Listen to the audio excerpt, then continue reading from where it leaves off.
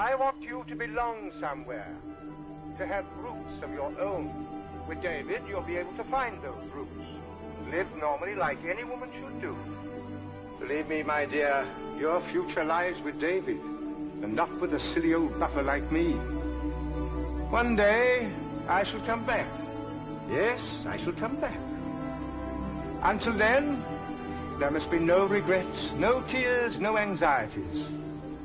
Just go forward in all your beliefs and prove to me that I am not mistaken in mine.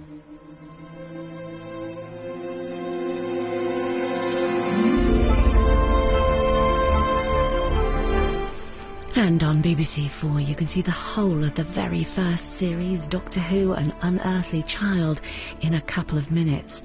But stay here till then, right to the end of these credits, for some very special memories.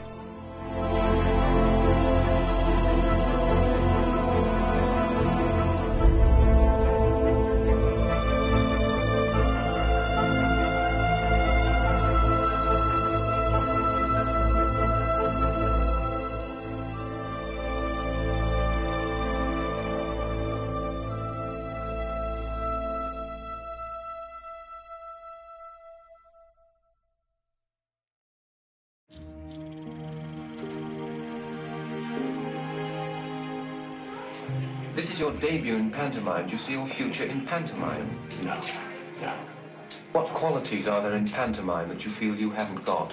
It's a different technique which lends itself only to what I call a variety type of actor. The actor who is used to playing on his own in a front class, which is a variety actor. But I'm not. I'm legitimate. I'm a legitimate character actor. It was kind of a strange thing to do after the show, but there were so many kids, I suppose, who wanted to see the character again. And I remember just being in the audience when all the kids go up to the front and he threw sweets out to the children, and I remember catching his eye and catching a sweet. My memories of him are really muddled up with Doctor Who. The character that we saw on the television screen was my grandfather. I think he came to love playing the Doctor. But it so much captured the public imagination. I liked it, yeah. Do you think you'll ever shake it off? Oh, yeah. How? Of course. By making a success in something else. Why not?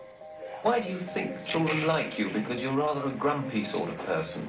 They found me a cross between the Wizard of Oz and Father Christmas, you know. He was a grumpy old man. We were rehearsing, and something happened, and he went totally.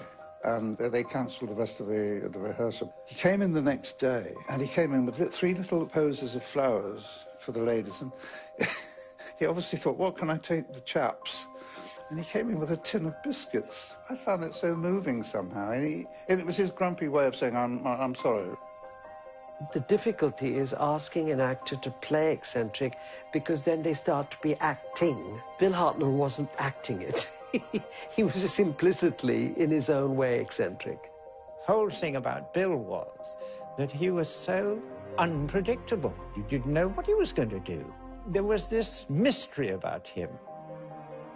I knew he wasn't well when he was working with me. You could really see the stress and strain on him. I discovered later that he had really been suffering from something which caused him to have memory loss. I was very sad that he left the show, and that must have been an absolute body blow to him. Oh, so you're my replacements.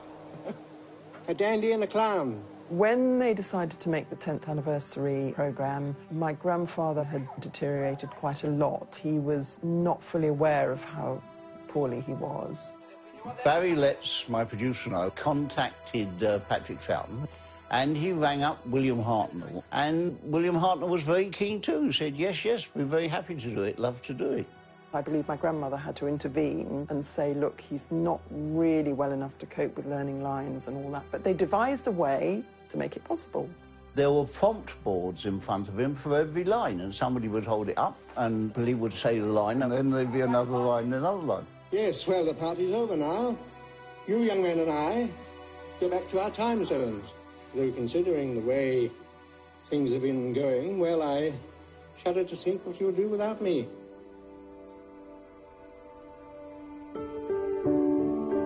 I think Doctor Who gave him the opportunity to spread his wings, to be childlike and to expand and to play around with the eccentricity and the wonder of it all. And it's clear that he actually loved it. The funny thing to think of is that up until the point Patrick Troughton took over, there was only a Doctor. He is the original. The legacy of the way that he established the Doctor is still with us. Absolutely nobody else has been anything like him. A magic, a mystery. You're never quite sure what was going to happen next with him. Those of us who watched him over those first 3 years, you know, even though he was grumpy and rather distant, he was still, you know, our Doctor. The fact that Doctor Who is still being made today as we speak, extraordinary, really. I think it's a testament to William's Doctor, and I'm very proud to be part of it. I think he would be so tickled pink that the character he helped create is still thrilling audiences today. You'd have been so thrilled by that.